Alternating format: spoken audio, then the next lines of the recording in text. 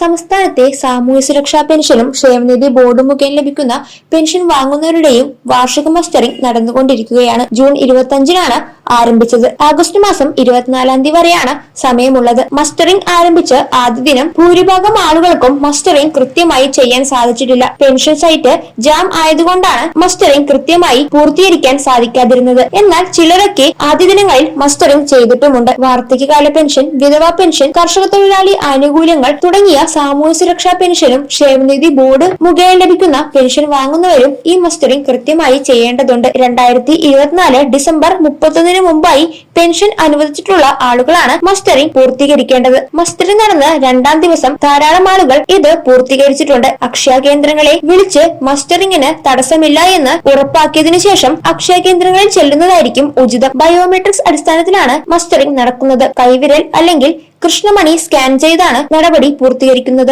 June 25 മുതൽ August 24-ാം തീയതി വരെ സമയമുള്ളതിനാൽ സമയമനുസരിച്ച് അക്ഷയ കേന്ദ്രങ്ങളിൽ പോയി മസ്റ്ററിംഗ് ചെയ്താൽ മതിയാകും. കൂടാതെ കൈവിരൽ രേഖ മാഞ്ഞതുമൂലം മസ്റ്ററിംഗ് പരാജയപ്പെടുകയാണെങ്കിൽ മസ്റ്ററിംഗ് ഫെയിൽഡ് ആയെന്ന സ്ലിപ്പും ലൈഫ് സർട്ടിഫിക്കറ്റും കൂടി ഗസറ്റ് ഓഫീസർമാരിൽ നിന്നും വാങ്ങി പെൻഷൻ അനുവദിച്ചിട്ടുള്ള തദ്ദേശ സ്ഥാപന ഓഫീസിൽ നൽകിയാൽ മതിയാകും. അങ്ങനെയാണെങ്കിൽ മസ്റ്ററിംഗ് വിജയകരമായി പൂർത്തീകരിക്കാൻ സാധിക്കുന്നതുമാണ്. അക്ഷയ കേന്ദ്രം വഴി മസ്റ്ററിംഗ് ചെയ്യുമ്പോൾ 30 രൂപയാണ് ഫീസ് ഈടാക്കുന്നത്. കിടപ്പ് രോഗികളുണ്ടെങ്കിൽ വീടുകളിൽ വന്ന് മസ്റ്ററിംഗ് ചെയ്യും. അതിന് 50 രൂപയാണ് ഫീസ് ഈടാക്കുക. മസ്റ്ററിംഗ് ചെയ്യുമ്പോൾ പ്രധാനപ്പെട്ട രേഖ ആധാർ കാർഡാണ്. അതിനാൽ ആധാർ കാർഡുമായി അക്ഷയ കേന്ദ്രങ്ങളിൽ ഗുണഭോക്താക്കൾ നേരിട്ടെത്തി മസ്റ്ററിംഗ് പൂർത്തീകരിക്കേണ്ടതാണ്. കൂടാതെ ജൂൺ മാസത്തിലെ പെൻഷൻ വിതരണം ഇനിയും ലഭിക്കാത്തവർക്ക് വരും ദിവസങ്ങളിൽ തന്നെ ലഭിക്കുന്നതായിരിക്കും. ജൂൺ മാസത്തിൽ 1600 രൂപ വീതമാണ് പെൻഷനായി ലഭിക്കുന്നത്. ഈ പെൻഷൻ തുകയായ 1600 രൂപ ലഭിക്കുന്ന എല്ലാവരും മസ്റ്ററിംഗ് കൃത്യമായി പൂർത്തീകരിക്കുക. ഇതുമായി ബന്ധപ്പെട്ട കൂടുതൽ വിശദാംശങ്ങൾ ശരിയായ രീതിയിൽ തന്നെ മനസ്സിലാക്കിയതിനു ശേഷം